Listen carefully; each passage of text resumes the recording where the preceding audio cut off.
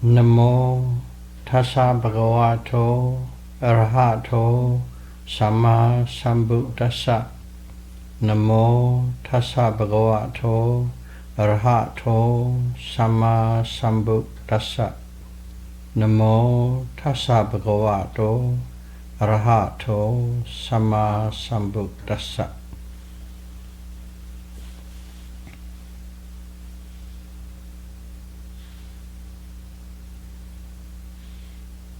Theravada Buddhism series, Dhamma talk number 96. Ratana Sutta part 2. Jewel Discourse part 2.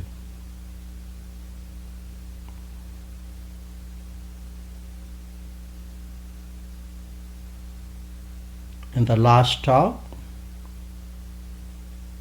we discussed the background story, how Ratana Sutta developed.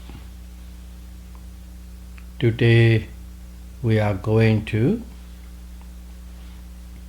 talk about the body of the Ratana Sutta itself.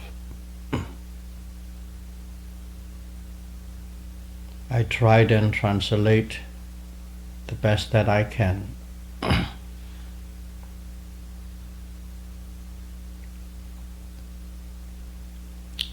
Ratana Sutta,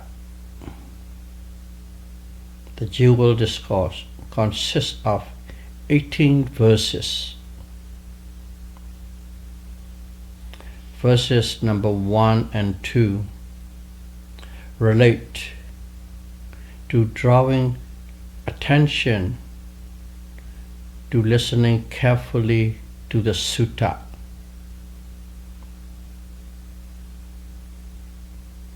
The first one by Venerable Ananda and the second one by the Buddha.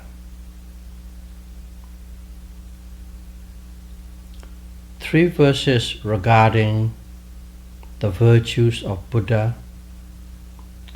2 verses of the Dhamma, and the 8 relate to Ariya Sangha.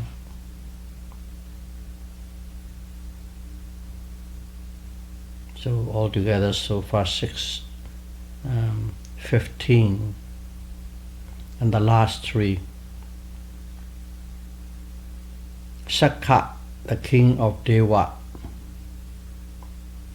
proclaimed the last 3 verses for the happiness and peace of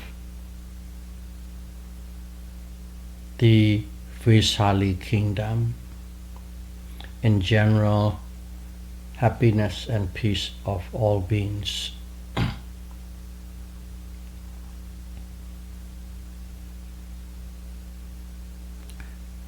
Venerable Ananda recited the qualities of Buddha, Dhamma, and Ariya Sangha, comparing to the 3 priceless jewels. In other words, Buddha the jewel, Dhamma the jewel, Sangha the jewel.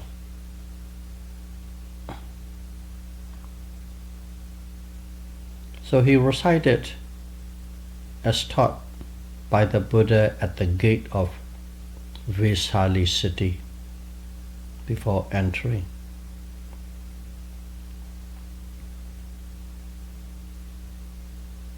After each verse,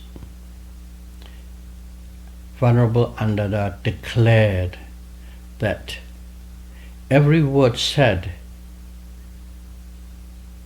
was authentic and invaluable. No other jewels in the Brahma, Deva, or human realms are more precious than these 3 jewels.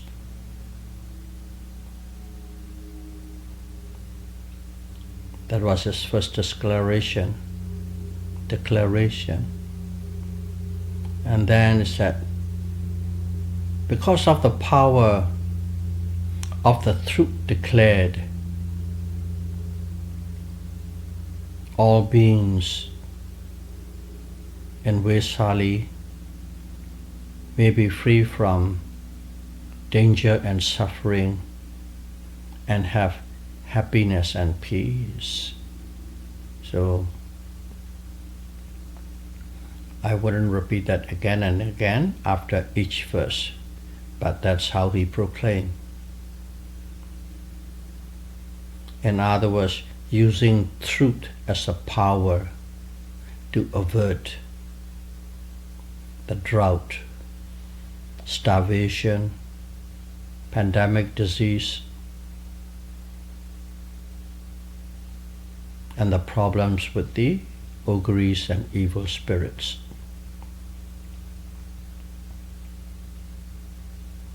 Verse number 3 is, there are priceless jewels in the human, Naga, Gandhapa, Deva, and Brahma Rams. Each Rams have their own top of the line jewel. However, none of those jewels are comparable to the Buddha, the jewel. So I wouldn't use the word jewel again and again, because he compared Buddha, presented Buddha as jewel.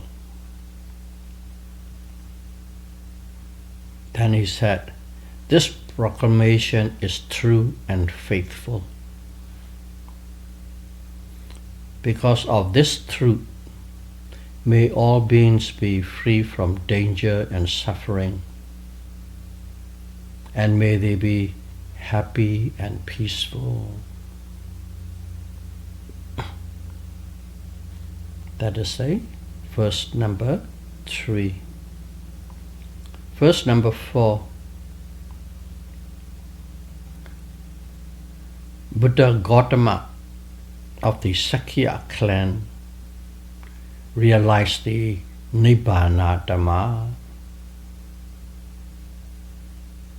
which is free of mental defilements and lust, and is a state of deathlessness. There is no other Dhamma equal to Nibbana Dhamma.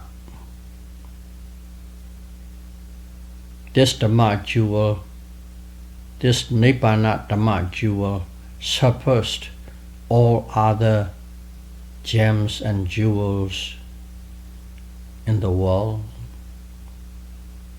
of Lokiya. And of course, the same proclamation. This proclamation is true and faithful.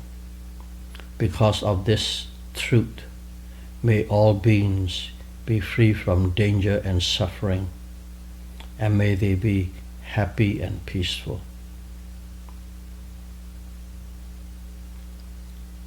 Verse number 5. The Buddha praised unsurpassed concentration associated with the Arhata Magga.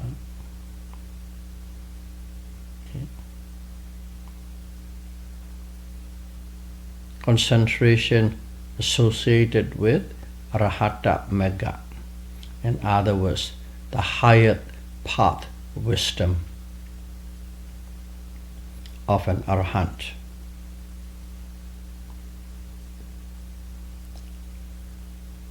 And that is free from mental defilements, kilesa. And then fruition Dhamma, in Pali, Phala, immediately follows the Arhata Magga. Immediately follows the path wisdom of Arahant. In other words, Phala is the bliss. The bliss follow right after that wisdom. And then the proclamation of truth.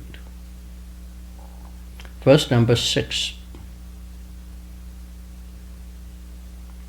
Buddha's disciple, the 8 noble persons, are genuinely praiseworthy. Those 4 pairs of noble persons deserves people's offering,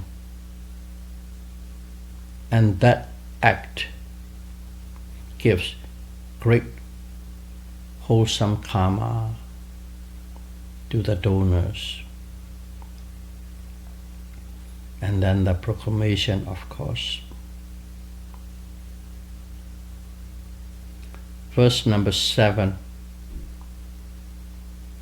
Arahants with firm concentration in the Buddha Sasana exhibits no trace of mental defilements. In other words, Arahants are free of mental defilements. And also, when they enter the bliss of fruition,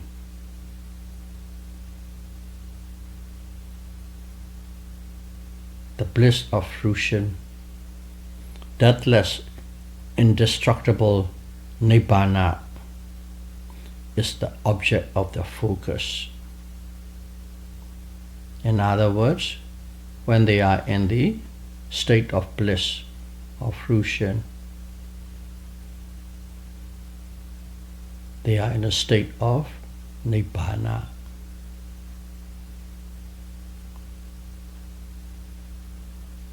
Their mind is in Nibbana, on Nibbana.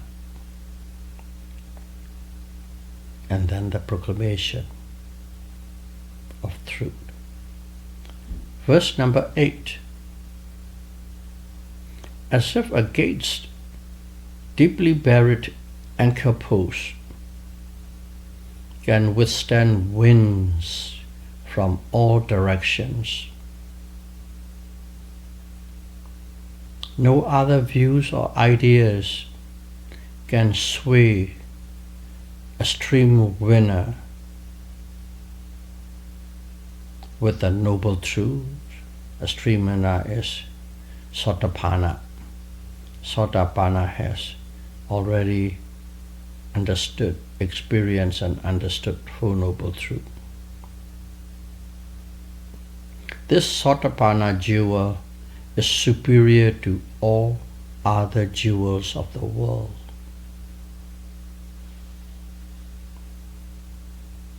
And then proclamation of the truth. Verse number 9. A stream winner, Satipatthana, understood the Four Noble Truths experientially, not intellectually, but experientially, as Buddha taught and explained. And even if a Satipatthana forgets to practice and drifted into the pleasures of Deva and humans, even if they forgot, will not take rebirth for the 8th time to attain final liberation. What it means is, once a person becomes a Satipatthana, even if he forgets or she forgets to practice the Dhamma or Vipassana, on his or her 7th life, the person will realize the condition and practice and will attain the final liberation in that life. That's why they said they would not take the 8th life. In other words, that's the one of the qualities of a stream winner. Verse number 10. With path wisdom, Meganyana, path wisdom. A first stream winner understands and abandons the Dharma that defiles the mind. And these Dharma that defile the mind are, in Pali, Sakkaya Ditthi. It's believing the 5 aggregates as a self, a soul, or I. That's called Sakkaya Ditthi.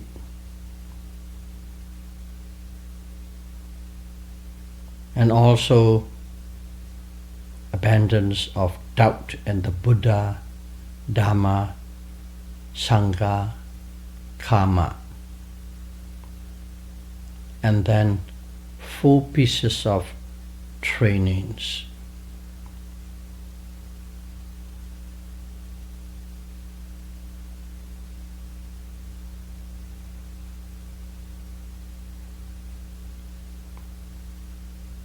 And accepting in 3 practices of acting like dog or a cow or any other animals. Those behavior and habits could free one from rebirth, free one from suffering. This is more relevant at the times of Buddha because there are quite a large number of people, if they act, behave, and try to think like a dog or a cow, they have abandoned every desire and attain Nibbana. And even nowadays in India, maybe very few still believe and act and practice like that. Very, very few.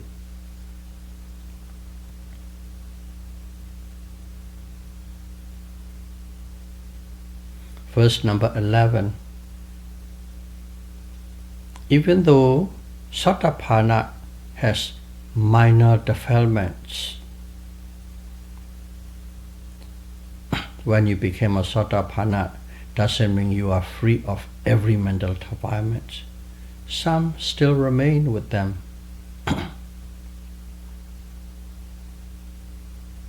Even though they have some minor defilements, they are free from 4 woeful states and 5 heinous karma. In other words, once you become a Satipatthana, that being will never be reborn in the hell realm, animal realm, hungry ghost realms, and demonic realms. Because those realms are fully loaded with suffering. And also, they will never commit 4 heinous crimes, such as hurting and harming Buddha, or Vichika Buddha, silent Buddha, or an Arahant, or your teachers and your parents. Those are the 5 heinous acts that accumulate great unescapable unwholesome karma.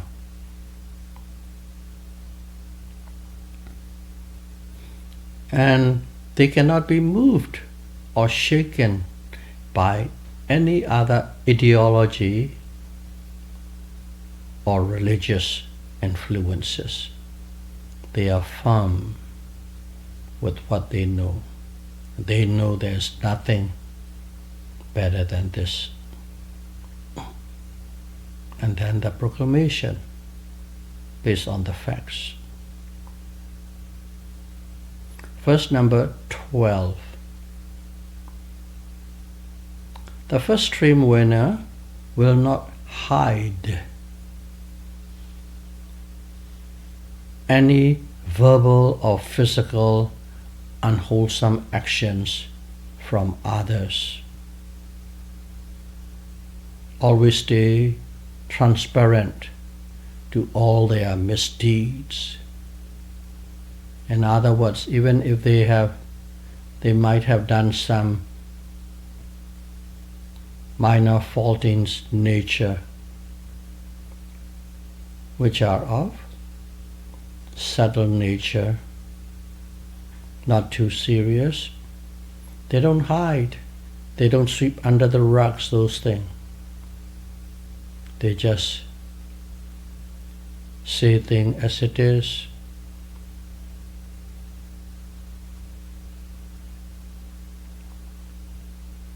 If you remember, one of the disciplines for the monk is they have to confess each other, one another, if they have broken any rules or disciplines. In other words, that's an act of transparency. But they are trained to do it. But Satipatthana is automatic. They just don't hide.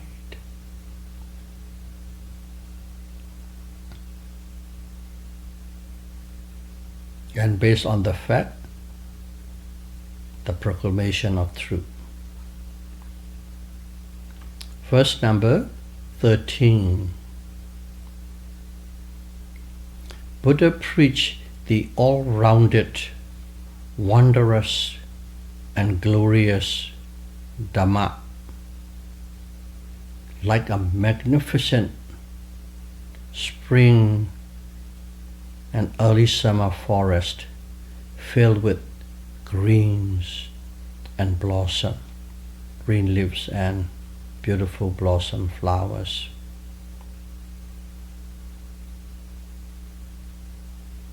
That is what Buddha did. He preached the all-rounded,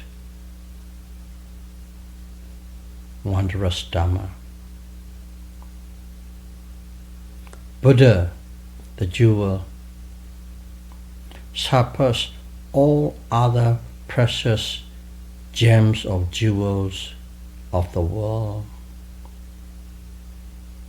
And then the proclamation of truth. Verse number 14. Buddha, the unequaled one, realized the Nibbana Dhamma,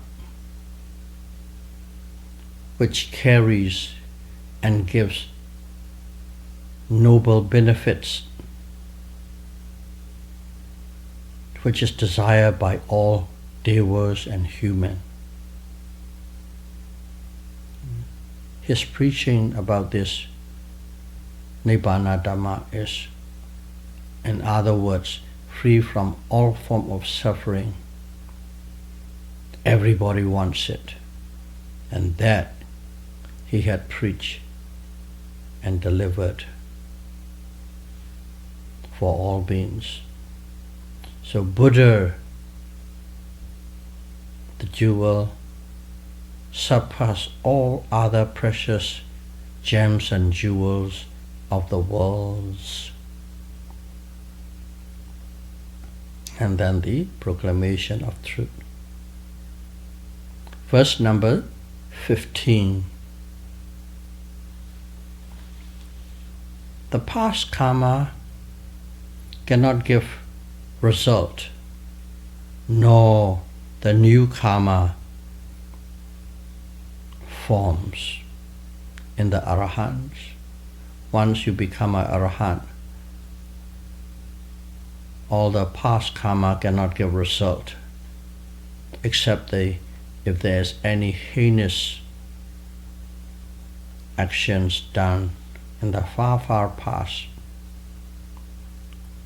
still remain. Other than that, all other karmas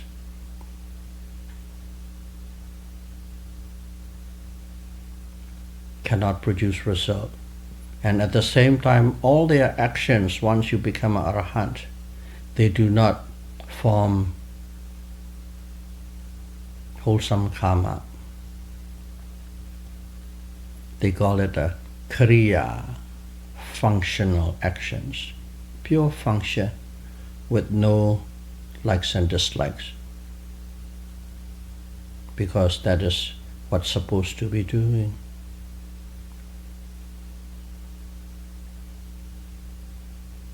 They are not attached to having a new life. There is no more rebirth for the Arahants. Once they die, they are not reborn. They have extinguished the rounds of rebirth. Like a candle flame extinguished.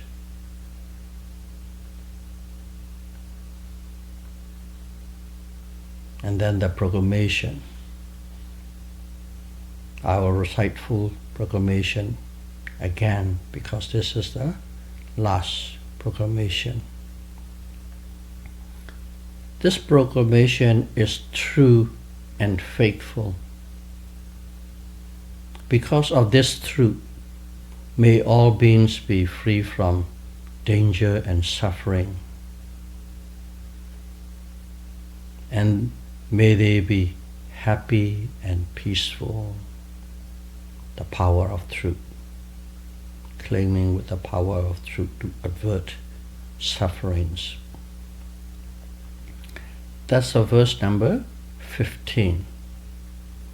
And we said at the beginning, verse number 16, 17, and 18 was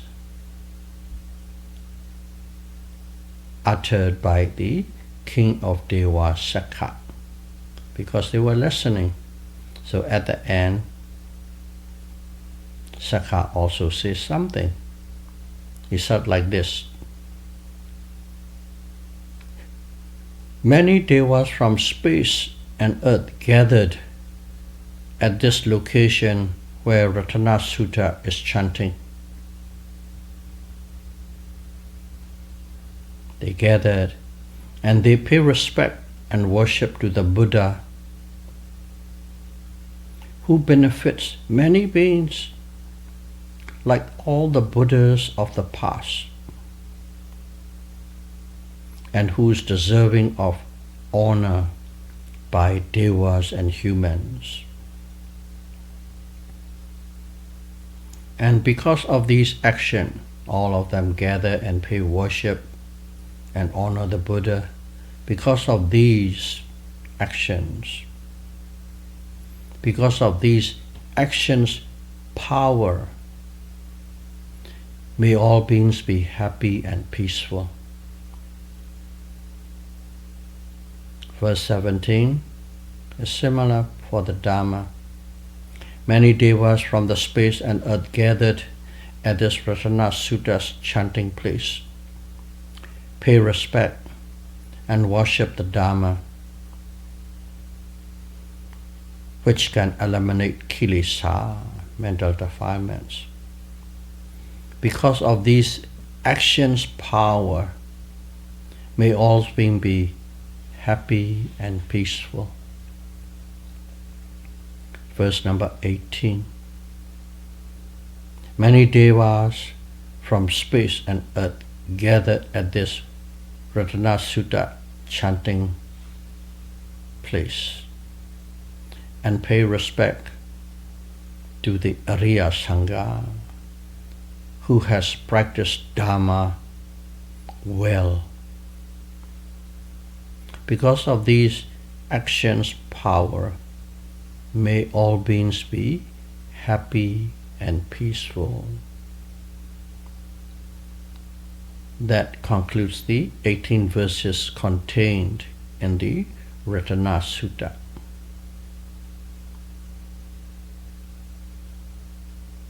And the Buddhists recite these Ratana Sutta some every night, every day.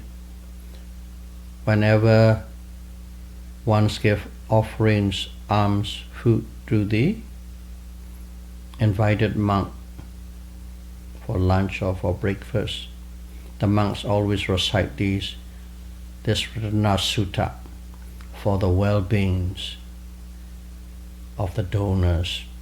That become the tradition.